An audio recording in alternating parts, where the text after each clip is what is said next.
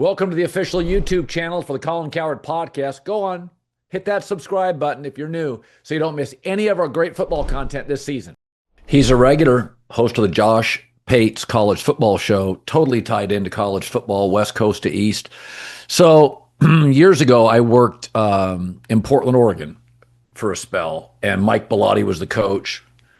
Jeff Tedford was the coordinator. They finished number 2 in the nation one year. They got lucky not having to face Miami. They faced Colorado, and they matched up really well with Colorado and not with Miami at all. And I think Nebraska played Miami and got, there was like 98% fans at the Rose Bowl were Nebraska, but Miami kicked the you-know-what out of them. So Oregon has used two things to become a power. One was Phil Knight's creativity and money to build facilities when there used to be the facilities war, right? That used to be a big deal. Pre-NIL, like there was about a 10-year period. It was an arms race for facilities, and Oregon was the forefront. They've actually used three things. Ingenuity, 100 different uniforms to impress Southern Cal kids to be the cool place. USC has one uniform. Penn State's got one. Oregon had 1,000.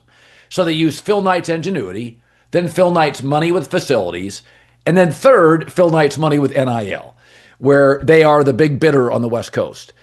Most of my life, when I grew up in the Northwest, you would think you were going to land the number 3 running back in Southern California. USC would get number 1, UCLA 2, you'd get 3. And then at the last moment, he would decide to just go to USC and be a backup. But that changed. Oregon now mostly gets as good of players as anybody in the West Coast. I think this is an awful matchup for USC. The teams that beat USC, Northwestern actually ran the ball at them. Iowa can run the ball at you.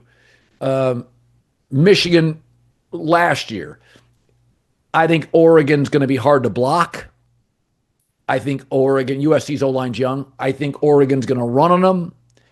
I think Oregon's a big play offense, and USC on the back end at corners weak. If Oregon, and they're a 9.5-point favorite, wins Josh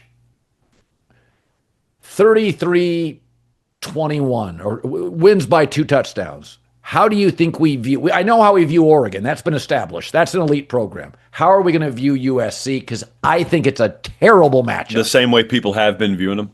I largely see it your way. The one thing I would say is, coming into last week, if you and I were to have talked about Pitt Notre Dame, you could have held up a piece of paper and said, Pitt's got the number 3 run defense in the country. And I would have looked at you and said, okay, Notre Dame's going to run right through them. I don't really care what the paper says. Yeah. It's lying to me a little bit. So with this, like Oregon, statistically, top 3 pass defense in the country.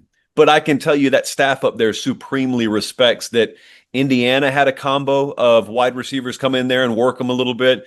USC's got the same combo of receivers that could come in there. And if USC were to win this game, and we look back, that's probably the reason why. But if that doesn't happen, and if it goes Oregon's way, it's probably just more of the same, Colin. It's probably you were a head coach that left the Big 12 to go to the Pac-12 that became the Big 10, and you really were never going to be a fit in the Big 10. They hurled these accusations at Lincoln as to why he didn't take the LSU job, and he was scared of this and scared of playing that kind of ball. I don't even care if there's validity to it, because you didn't ask me what valid is. You asked me, what are people going to say? What are people going to think? They're going to throw around the same accusations, the same pejorative connotations. And the beauty of like competitive sport is you control that, but yet it is that way until you change that. So I see the matchup the same way you do, but that's cool.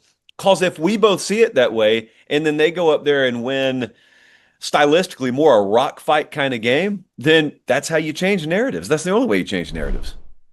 Football season's here, and if you want to go to an NFL or college football game, Game Time is the place for you. The Game Time app just gives you the advantage back to you, the fans. It's a hack for unlocking amazing tickets and experiences in a few taps. I love it. Easy to use. The Game Time guarantee means you can trust you'll get 100% authentic tickets on time and at the best price, 100%. So they even let you preview your seat on the app. That's special. Plus fees roll is included, so what you see is what you pay every time. Take the guesswork out of buying professional football tickets with Game Time. Just download the Game Time app, create an account, if you use the code Colin, Colin, $20 off your first purchase. Terms apply again. Create an account, redeem code Colin, $20 off. Swipe, tap, ticket, go. Download the Game Time app today. Yeah, no, there is. I mean, I was joking with Lincoln off the air the other day before we did our interview. I said, literally, you are being led by a walk-on running back from Calabasas, and he lied. He said, only at USC you find a kid in your backyard who's almost as good as any running back you've faced all year. No, they're the thing I always go back to, like Pete Carroll takes over the Raiders and their defense is bad. That always worries me. Like, you can't get your side of the ball right. Lincoln's offenses have been money. And the fact that he's doing with a walk-on running back, and for some of the year, one receiver. Lemon's been the really good key receiver that's always been healthy. Deuce Robinson left, went to Florida State.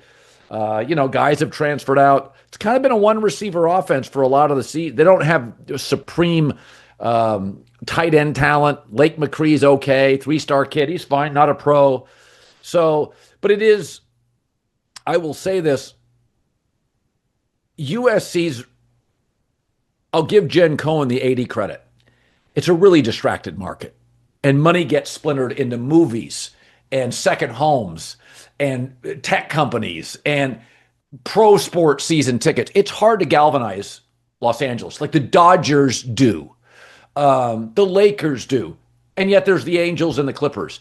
It's hard. It's hard to you say to yourself, it's the biggest economy in the country. And Baton Rouge isn't. But everybody knows in Baton Rouge, if you have money, if you have two nickels to rub together, you're giving them to LSU football.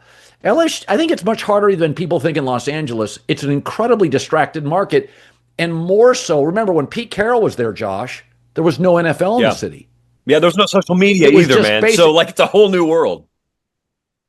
And the Dodgers weren't the best organization in North America. Like, Pete was there, and when Pete was there, if you won your regular season games, there was no semifinal. Yeah. You won the Pac-12, you went to the Rose Bowl. So, I don't know. I think, I said today, there's 4 or 5 programs in the country that have an advantage for national championships. Georgia, Ohio State, University of Florida. I don't love the governor, but probably LSU. And I said, I would say Oregon, but there's no players in the state. And then I think there's 6 of them. Bama, in the new NIL world, they don't have a lot of money, and that changes things. They don't look like Oregon can go buy players from the state of Bama. Bama's going to have a hard time getting them out of Oregon if Oregon wants them. That wasn't the case 4 years ago. So, I mean, I've said this to friends. They don't want to hear it. I said, USC's not Ohio State in this new world. And they're not Georgia. And they're not Florida. It's another thing, Josh.